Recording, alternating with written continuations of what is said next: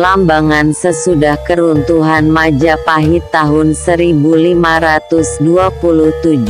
Berdasarkan sumber-sumber tradisional seperti Babat Tanah Jawi, Babat Demak dan Serat Kanda, menerangkan tentang kejatuhan Majapahit, yang dilambangkan dalam bentuk Condro Sengkolo Lombo, Sirno Ilang Kertaning Bumi, tahun 1400 Saka atau 1478 Masehi.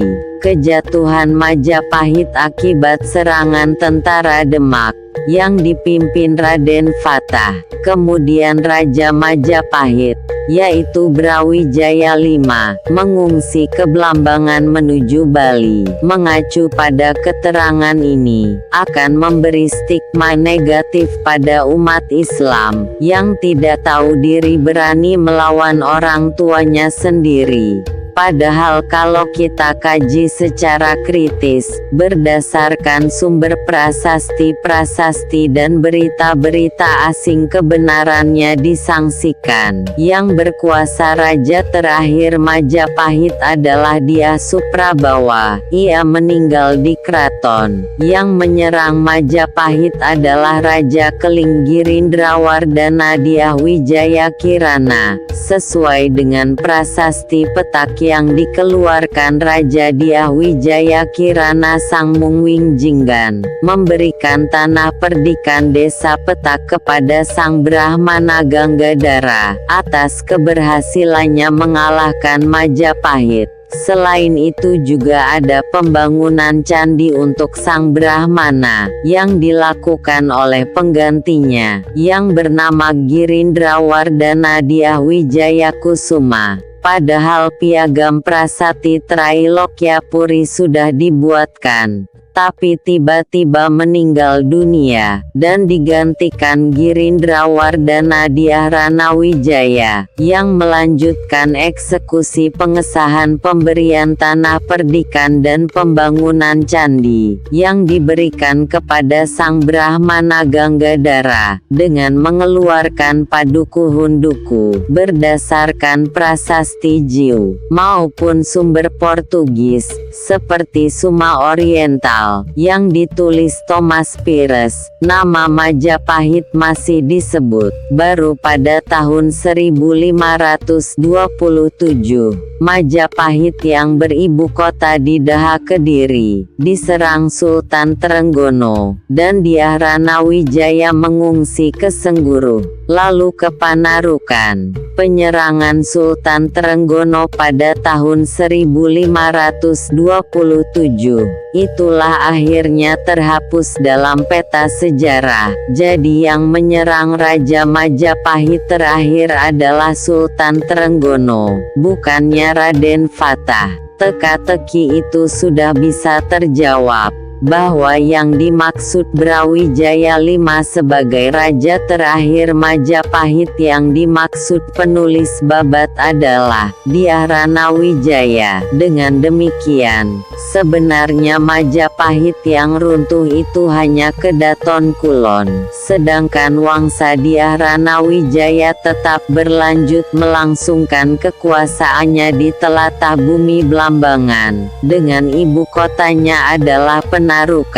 Sedangkan keruntuhan Majapahit tahun 1478 Masehi, yang menyebabkan kematian Dyah Suprabawa, keturunannya yang bernama Lembu Miruda atau Lembu Agnisraya, atau Ayar Guntur Geni Pamenger, juga mengungsi ke arah timur Watu Putih, mendirikan pasraman di hutan pedalaman Blambangan. Dalam perkembangan selanjutnya, menetap di Tepasana Lumajang, dan mendirikan kerajaan baru Blambangan, yang ada di Blambangan Pedalaman, dengan pusat ibu kotanya Lumajang. Kemudian penggantinya adalah Minak Sembar, mendirikan dinasti baru Mas Sembar, yang memindahkan ibu kotanya ke Puger.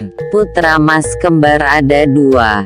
Pertama Gede Punir Cende Amoh, tetap berkuasa di Puger, sedangkan adiknya, yaitu Minak Kunchar, berkuasa di Lumajang. Untuk memperkuat posisi kedudukannya, ia memperistri adik dari Patih Udara, atau Brawijaya VII. Sedangkan Dyah Ranawijaya atau Brawijaya VI adalah anak menantu Patih Udara. Selanjutnya anak-anak Minak Koncar dikawinkan dengan keturunan Dyah Ranawijaya, sehingga persoalan konflik dinasti yang akan menghancurkan Majapahit itu nantinya tidak terulang lagi. Ide penyatuan dinasti Dyah Suprabawa dengan dinasti Dyah Ranawijaya pun dilanjutkan keturunannya. Ketika Dyah Ranawijaya pindah ke Panarukan, dengan pindahnya Dyah Ranawijaya, akhirnya ada dua dinasti yang berkuasa di Blambangan, yakni antara dinasti Blambangan yang berpusat di Lumajang, dan dinasti Blambangan pesisir yang berpusat di Panarukan. Sementara waktu dapat dipersatukan kembali. Upaya ini untuk membangun kembali konsolidasi sisa-sisa kekuasaan Majapahit Timur. Hasilnya mulai nampak pada masa Minak Pentor, Minak Cucu atau Santaguna, dan Tawang Alun. Kerajaan Blambangan mulai diperhitungkan kembali pengaruhnya dalam pentas politik di Nusantara. Fakta ini bisa dibuktikan oleh tulisan Tom Pires dalam buku Tesuma Oriental tentang uraian berbagai kerajaan Jawa berakhir dengan Bulambuan atau Blambangan. Penulis Portugis itu terkesan dari para informannya bahwa Raja Blambangan itu memerintah sebagian besar wilayah ujung timur Pulau Jawa. Di situ disebut Pate Pentor, yaitu nama Raja Blambangan, sebagai anak kemenakan Pate dari Jawa Timur, jadi saudara sepupu Pate Sapetat dari Gamda, Pasuruan, Singosari.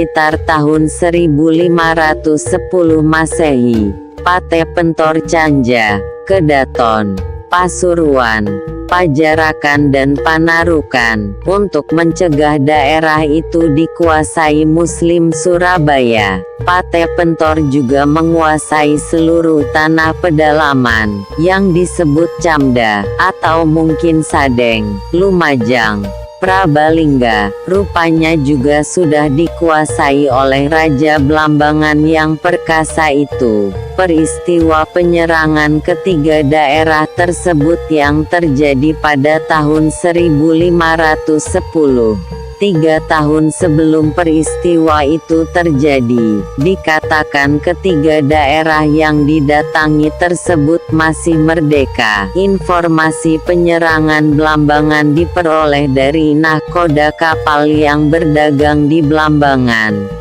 Ketika menyelesaikan tulisan Tesuma Oriental di Pulau Timor, dengan menguatnya kembali kekuasaan Blambangan di ujung timur, bahkan pengaruh kekuasaan politiknya sampai ke daerah Malang dan Blitar, menimbulkan kekhawatiran Adipati Kaninten, yang saat itu berkuasa di Pasuruan, mengundang masuknya kekuasaan Islam dari Barat, untuk bersama-sama menghadapi Blambangan.